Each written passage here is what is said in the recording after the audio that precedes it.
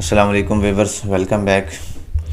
जैसा कि आप जानते हैं कि हम क्लॉथ एंड कलेक्शन के हवाले से डिस्कस कर रहे हैं कि इस बिज़नेस को किस तरह से आप मैनेज कर सकते हैं। तो आज जो हमारी वीडियो है इसमें हम इन्वेंट्री के हवाले से डिस्कस करेंगे कि आप इन्वेंट्री अपनी किस तरह से स्टार्ट ले सकते हैं। तो इन्वेंट्री में सबसे पहले प्रोडक्ट की एंट्री आ जाती है। तो ये हम इन्वेंट्री पे क्लिक करेंगे तो यहाँ पे इन प्रोडक्ट एंट्री के नाम से एक फॉर्म दिया गया, ठीक है। यहाँ से भी आप ओपन कर सकते हैं और इसके अलावा क्विक एक्शन जो है ये साइड पे हमने बार में दिए गए हैं, इसमें यहाँ पे ऐड प्रोडक्ट पे क्लिक करके भी ये फॉर्म आप ओपन कर सकते हैं।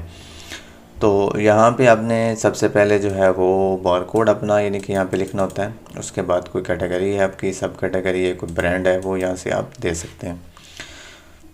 तो मैंने काफ़ी सारी प्रोडक्ट जो है ना वो एंट्री की हुई है। तो यहाँ पे मैं एक प्रोडक्ट जो है ना वो सर्च कर लेता हूँ। तो जैसे मैंने ये प्रोडक्ट सर्च किए तो मेरे सामने ये प्रोडक्ट आ गई है। इसको मैंने यहाँ पे ओपन कर लिया फॉर्म के ऊपर। तो ये यहाँ पे नाम लिखने के बाद आप इसको उर्दू में कन्वर्ट करना चाहें तो इस रेड बटन पे क्लिक करके उर्दू में कन्वर्ट भी कर सकते हैं।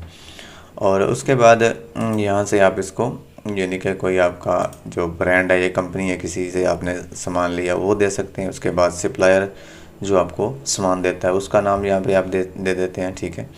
और उसके बाद जो है यहाँ से आप इसको दे देंगे कि इसका डिफ़ॉल्ट यूनिट क्या है, परचेज़ में क्या है, सेल में क्या है, और इसका डिफ़ॉल्ट यूनिट जो है वो क्या है। मैंने यहाँ पे इसको गज़ दे दिया है। उसके बाद इसकी प्राइस वगैरह यहाँ पे लिख के सेल प्राइस आ जाती है, होल सेल प्राइस है, उसके बाद कॉस्ट प्राइस है। इन पे कोई डिस्काउंट वगैरह फ़िक्स करना चाहें तो वो भी आप कर सकते हैं। और उसके बाद आप इसको सेव कर देते हैं, ठीक है। मैं इसको अपडेट कर देता हूँ, आप इसको सेव कर देते हैं। और दूसरा जो है ना, इसी फॉर्म के ऊपर ना ये इंपोर्ट प्रोडक्ट का ना एक ऑप्शन भी दिया गया है, यानी कि आप वन क्लिक के साथ जो सारी प्रोडक्ट इंपोर्ट कर सकें। तो यहाँ से सैम्पल फाइल डाउनलोड कर लेनी है, एक्सेल की फ़ाइल होगी, उसको आपने पुट कर यानी कि उसमें सारा डाटा वगैरह अपना पुट कर देना है। पुट करने के साथ यहाँ पे इंपोर्ट एक्सेल पे आपने क्लिक करना है। वही फाइल जो आपने यानी कि जिसके अंदर डाटा वगैरह पुट किया उसको वहाँ से उठाना है और यहाँ से सेव कर देना है। तो आपकी प्रोडक्ट एंट्री यानी कि दो तरह से हो जाएगी। एक एक्सेल के थ्रू आप कर सकते हैं, एक्सेल की शीट के ऊपर अपना डाटा वगैरह पुट करके, और दूसरा जो आप यहाँ से मैनुअल कर सकते हैं। तो ये यानी कि प्रोडक्ट एंटर करने का तरीका था। और इसके बाद दूसरी चीज़ होती है आपके सप्लायर, जिनसे आप सामान जो लेते हैं, जिनको वेंडर भी आप बोलते हैं, ठीक है।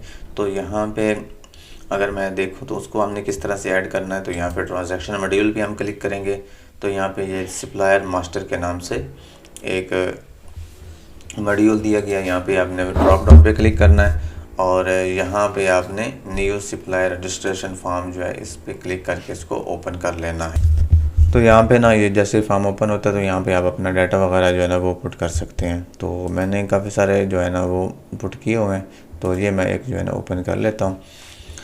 अली के नाम से मेरा एक सप्लायर है, उसका यानी कि सिटी लिख सकते हैं, एड्रेस लिख सकते हैं, ठीक है। उसके बाद इसका कॉन्टैक्ट नंबर आ जाता है और उसके बाद उसका CNAC लिखना चाहें तो वो आप लिख सकते हैं। उसके बाद यहाँ पे ओपनिंग बैलेंस जो है वो आप देना चाहें तो वो आप दे सकते हैं। उसके बाद कोई लिमिट लगाना चाहें कि इस लिमिट से ज़्यादा जो है मैं इससे क्रेडिट ना ले सकूँ, तो वो आप यहाँ से लिमिट लगा के इसको येस कर दें। तो उससे ज़्यादा आप इससे उधार में परचेज़ नहीं कर सकेंगे।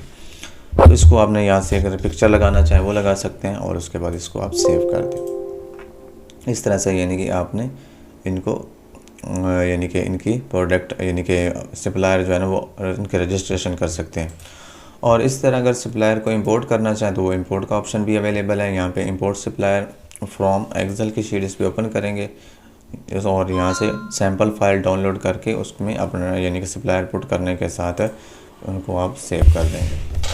और इसके साथ जो है और इसके बाद आ जाता है कस्टमर की एंट्री, यानी कि कस्टमर का अगर कोई ऐड करना चाहे तो उनको आपने किस तरह से करना है। क्योंकि क्लॉथ हाउस पे अमूमन जो है उधार भी चलता है। अगर कोई छोटा यानी कि क्लॉथ हाउस वाला हो और इस तरह बड़ा हो तो फिर ये उसके पास है, उससे शॉप वाले जो है वो लेके जाते हैं सामान और उसके बाद वो पेमेंट सेल करने के बाद देते हैं। तो यहाँ से आप जो है ना न्यू रजिस्ट्रेशन पे क्लिक करके अपना जो है कस्टमर वो आप यहाँ से ऐड कर सकते हैं, ठीक है।